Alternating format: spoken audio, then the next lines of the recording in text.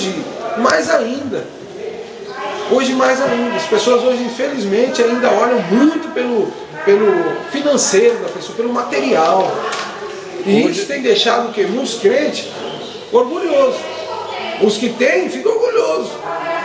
Eu tenho. A soberba. Perde-se a humildade. Tá aí uma coisa que é fácil para se perder, irmão. É a humildade. Agora eu sou formado, não preciso mais. Não, eu não vou lá naquela igrejinha não, irmão. Meu pai dirige uma congregação, irmãos, que é pequena, dentro de uma favela também. E uma certa feita ele chamou um irmão. Ô irmão, dá pro irmão lá, dá uma... Ah, irmão, essa igreja, quantos irmãos tem aí, irmão? Uns 30, 40. Ah, irmão, dá não, né, irmão? Agora, você sabe, né? Eu tô em igrejas maiores, assim, né? Acabei de me formar agora, né?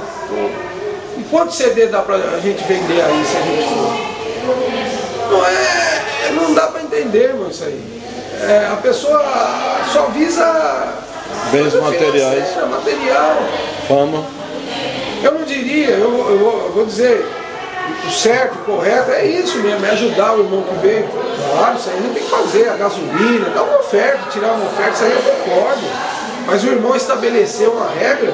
Ó, irmão, se der para vender pelo menos uns 20 CD, eu vou. Se não der, irmão, que evangelho é esse? Eu não consigo entender essas coisas. Não consigo.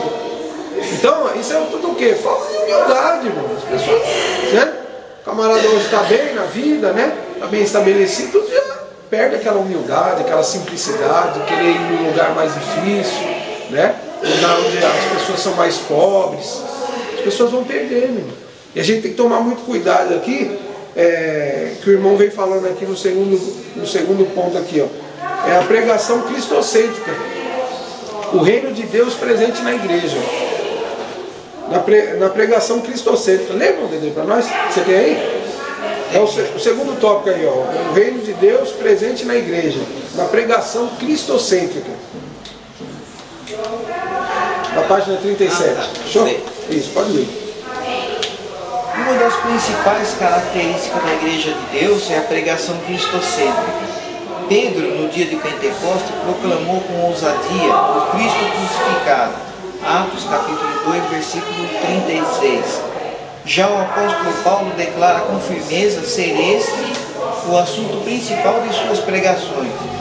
Porque nada me propus saber entre vós, senão a Cristo Jesus, e este crucificado. 1 Coríntios, capítulo 2, versículo 2. A postura coerente e bíblica dos primeiros cristãos fez com que a igreja experimentasse um crescimento quantitativo e qualitativo no poder do Espírito Santo. Atos, capítulo 2, versículos 41 e o 47. Cristo Jesus não deve jamais ser substituído por nenhum outro assunto em nossos cultos e pregações. Ele é o fundamento de todas as coisas. Por isso devemos proclamá-lo com absoluta fidelidade, a fim de que as boas novas cheguem a toda a humanidade. A pregação cristocêntrica, né? Que Jesus, irmão, seria o quê? O alvo, né? O centro da... Exatamente. O centro do culto, hoje em dia, a gente tem que tomar muito cuidado, porque às vezes ele vai variando, né? E se a gente não cuidar, acaba que Jesus nem mais participa desse culto cristocêntrico. Hoje em dia a gente já tem visto aí muitas igrejas que não tem mais Cristo como centro. A pregação deles é sobre o reino da terra. Se fala muito sobre o reino da terra, o reino terreno, as coisas materiais, né? O egocentrismo do homem, problemas do homem, dificuldades do homem. O homem, até então, está sendo agora tão valorizado que eles querem colocar o homem como o centro das coisas. A imprensa, a mídia, ela tenta colocar o homem como realmente o centro. Não, o homem, ele que tem que ser, né? Bajulado, ele que tem que ser servido, ele tem que ter, né? Então eles, de alguma forma, isso vai entrando também dentro das igrejas, né? De alguma forma, você vê como lá na igreja primitiva, Cristo era o centro. só se falava de Jesus. Paulo falava, eu não vim aqui colocar outra coisa, não sei Jesus. Até Paulo, que às vezes tenta, a gente percebe que ele tenta se gloriar em alguma coisa, mas ele fala, não vou me gloriar. Ainda que pudesse, mas não vou. Porque é Jesus, irmão. E que se a gente deixar, realmente, as vaidades, tudo. Como quando ele diz, sede meus imitadores, aí ele vai colocar como eu sou de Cristo. Porque se ele não coloca aí como eu sou de Cristo, era uma glória muito grande para ele, né? Mas ele, Paulo, você percebe que às vezes ele tenta, né? Mas aí ele, o que ele fala lá, né?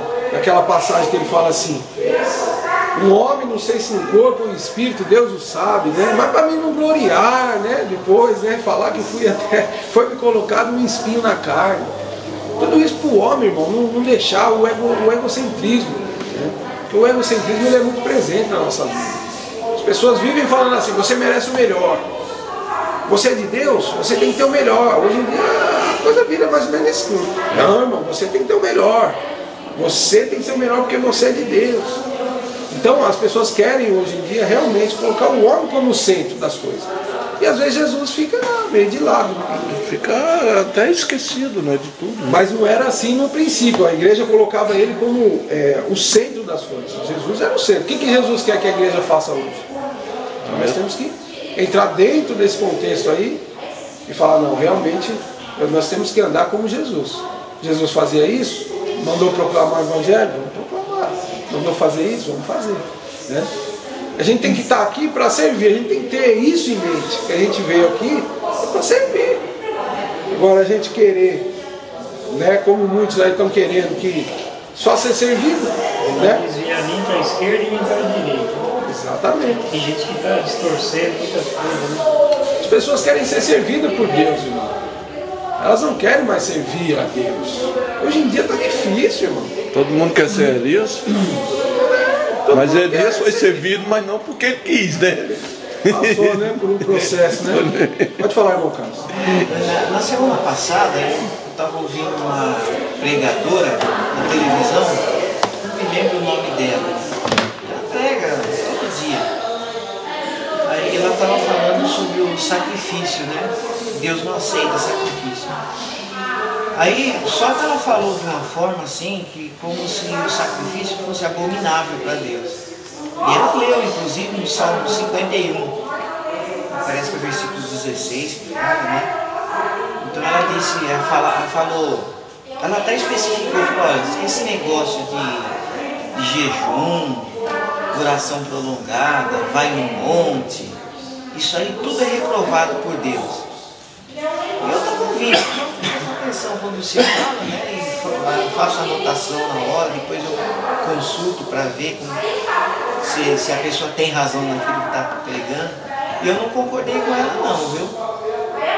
E é uma pessoa até conceituada, isso não é a primeira vez que eu ouço a pregação dela. É que hoje em dia Deus não aceita sacrifício, eu acho assim, Deus não aceita o sacrifício de tolo, isso que eu entendo. De tolo não aceita mesmo. Está longe daquilo, o próprio não Jesus. fazer.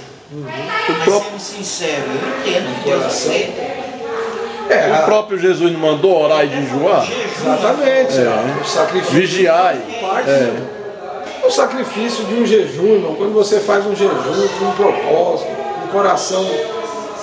O jejum é a pureza da carne, né? Purificar a carne. Não tem como, porque Deus está vendo que você está querendo algo melhor para você, você quer melhorar. Ela falou, ele já fez tudo, não precisa fazer mais nada, só servir a ele e sem sacrifício nenhum.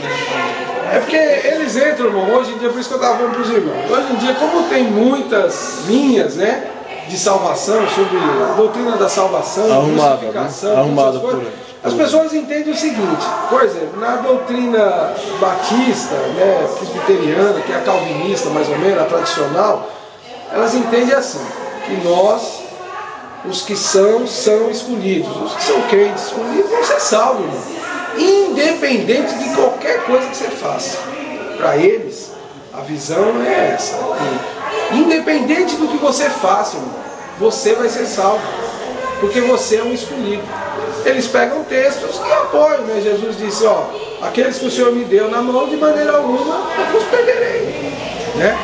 Os escolhidos, como tem lá, né, que já foram escolhidos, para eles entende o seguinte, que não precisa a gente sair anunciando aí, Deus sabe quem é o escolhido uma hora vai vir. Essa é a visão calvinista, né? É uma visão que não é a nossa é armenista. Nós sabemos que a graça é para todos os homens, e aquele que receber, né, procurar a Deus vai. Mas o próprio Jesus nos disse que aquele que permanecer fiel até o fim herdará a coroa da vida. Então, aí eles pegam esse texto aí eles falam assim, mas aquele que vai permanecer, irmão, vai ser os escolhidos. Mas de homens que pregam na televisão, que eu acredito, é aquele irmão, o R.R. Soares. Aquele homem, se não for de Deus, não tem mais nada. Tem uma visão, é uma visão neopentecostal, né, irmão? Isso aí tem uma facilidade de falar. Não, tem. É um homem, claro, é um doutor, né? Ali. Mas só faz isso. Mas só vive pra isso, né, irmão? Mas vive também, se olhar o Edir Macedo, é a mesma coisa. O que a gente tem que ser. É a mesma coisa. A palavra que o Edir Macedo fala parece a linha desses homens é que a gente tem que observar muito a linha que eles usam. Agora, o que eles vivem, o R. Soares é diferente. A gente não escuta falar em escândalo desse homem, coisas erradas, né? Mas do outro lado, digamos, o que eu falei agora há pouco, a vida deles é diferente daquilo que ele fala. Bem diferente. A Bíblia diz que nós vamos ser conhecidos, irmão, e é pelos frutos, não é pelo que o camarada fala. Agora, eles têm linhas, né, irmão? Você pode ver que esse pessoal, eles têm uma linha, né? Você ouve um Silas Malafaia e ouve um R.R. Soares, você vê que cada um tem uma linha, né?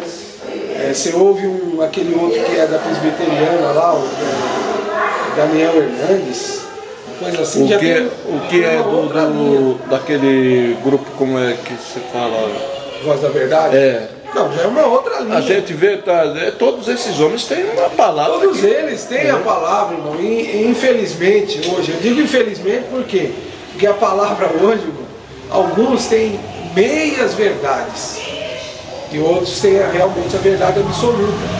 Mas uns é só meias verdades. Por exemplo, você ouve um camarada falar que Deus é o Deus do ouro e da prata. Que Deus não quer ver um filho de maneira alguma passando necessidade alguma. De que se a pessoa está numa condição daquela, ele com certeza ele está sobre uma maldição. Uma prova. Irmão, é uma linha de pensamento. Ele falou o que ali? Uma meia verdade, irmão. Deus não é o Deus do ouro e da prata? É Bíblia. Está na Bíblia.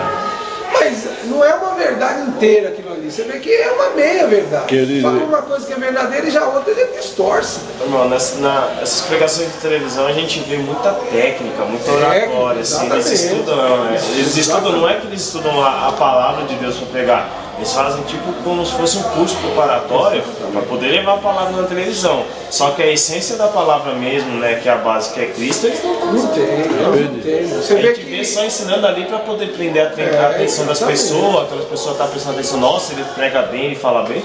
Só que, né, como você falou, é meia verdade, eles estão... Eles usam a palavra, eles não podiam sair tão fora, né, da palavra. Se eles não falassem uma coisa que não tinha base nenhuma na Bíblia, eu teria que falar, mas que negócio é esse? Isso não está nada na Bíblia, mas eles usam o texto, irmão. E aí, eles começam com o texto é verdade, a palavra é verdadeira. Deus é Deus do ouro e da prata. Mas quem disse que Deus falou que ia distribuir para os filhos dele? Aí já é uma outra coisa.